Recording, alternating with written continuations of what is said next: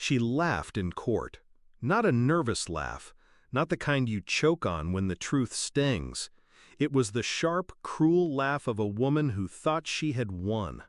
My ex-wife raised her hand, polished nails gleaming under the lights, and told the judge I was impotent, that I could never give her children, that I wasn't a man at all.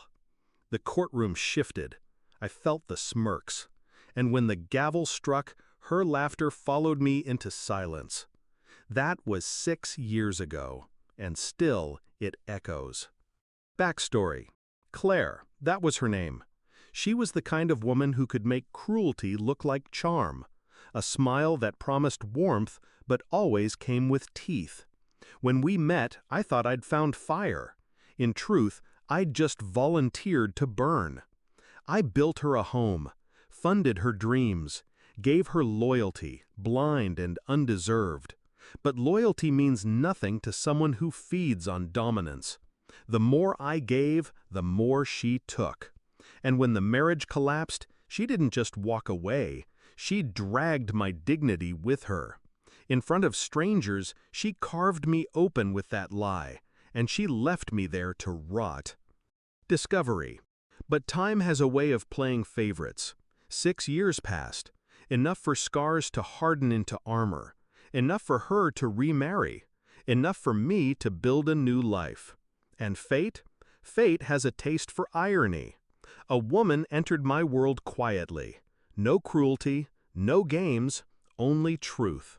With her came the one thing Claire had sworn was impossible: a son, mine. The boy's first cry drowned out her courtroom laughter. His every step silenced her lie. I didn't chase revenge then. I didn't need to. But revenge has patience. It waits.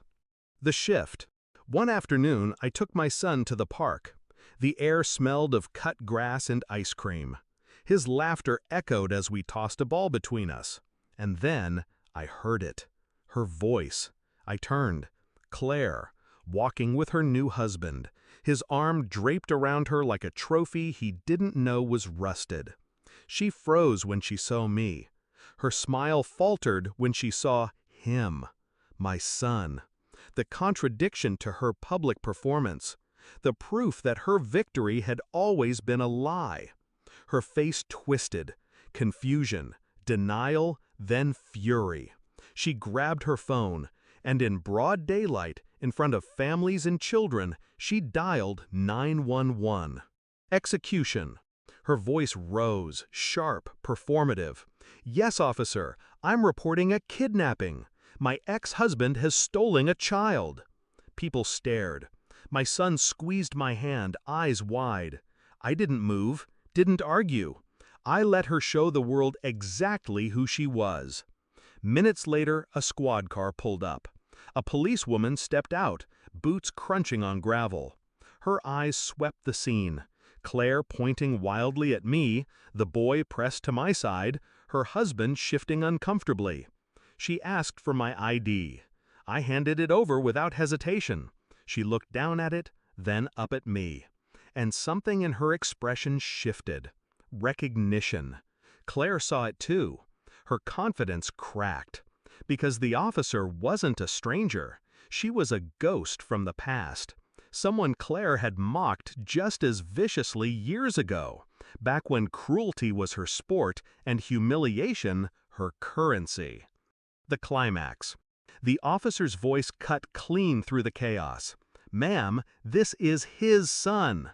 Claire blinked, shook her head. "No, he can't. He's impotent. He can't." The words spilled out, the same poison she once used to dismantle me in court. But this time, they fell flat, hollow. The officer turned her gaze on Claire, cold and sharp. "False reporting is a crime. Do it again, and you'll answer to me." Her husband tugged at her sleeve, whispering for her to stop, to walk away. But she couldn't. She was unraveling. Her eyes darted back to my son, the living proof of her lie, the truth she swore the world would never see. And in her face, I saw it. The collapse, the humiliation, The public stripping she once inflicted on me now returned in full. Resolution. She didn't laugh this time. She couldn't. I took my son's hand and walked away. Her voice shrank behind us, desperate, broken, unheard. I didn't shout, didn't gloat, didn't need to. Because 6 years ago, she buried me in lies. Today, the truth stood beside me, breathing, laughing, alive. And she finally understood. What she mocked, I became. What she erased, I restored. What she tried to kill in me, I resurrected. She thought impotence defined me, but all it ever defined was her downfall.